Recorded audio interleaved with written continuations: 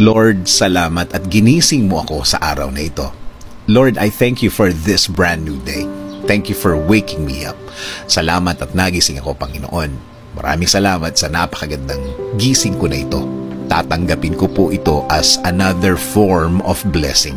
Humihingi po ako ng patawad, Lord, dahil minsan hindi ko nakikita ang kagandahan ng umaga at araw.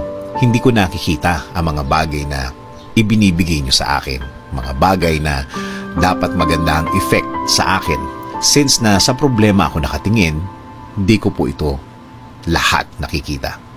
Kaya ngayon, Lord, mas magkukonsentrate ako sa mga biyaya niyo sa akin.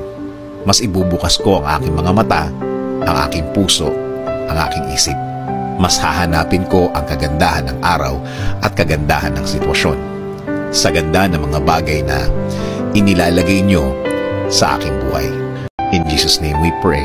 Amen.